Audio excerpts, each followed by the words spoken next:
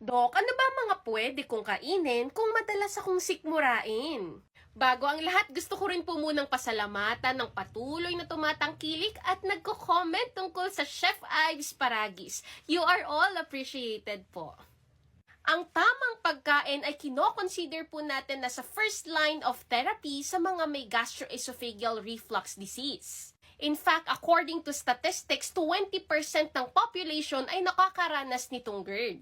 Kaya naman, kung mahilig ka sa fried, fast, and fatty meats katulad ng bacon and sausage, carbonated beverages, naku, babawasan nyo na po ito kahit hindi pa kayo sinisikmura.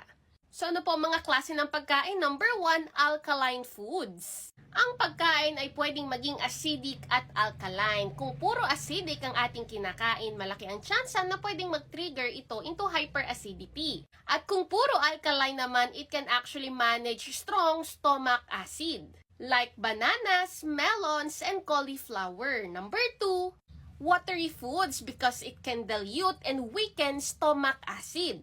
Ang halimbawa po nito ay celery, cucumber, watermelon, lettuce, and herbal teas.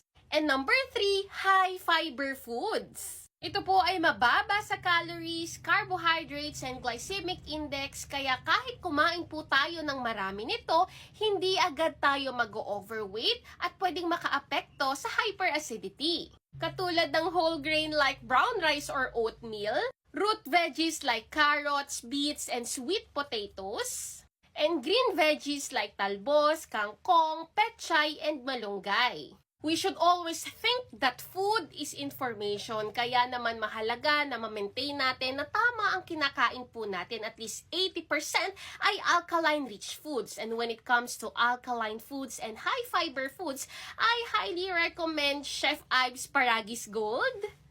Dahil ito po ay naglalaman ng 900 mg of paragis na nakakatulong sa mga may GERD. This is FDA approved at kung sasamahan pa po natin ito ng paragis herbal tea, malaki po ang naitutulong ito sa ating overall health.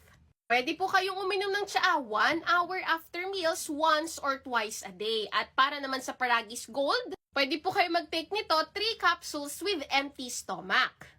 At kung sasamahan pa po natin ito ng tamang diet and lifestyle, mas mabilis po nating makukuha ang benefits nito. Prevention is always better than cure. Stay healthy po!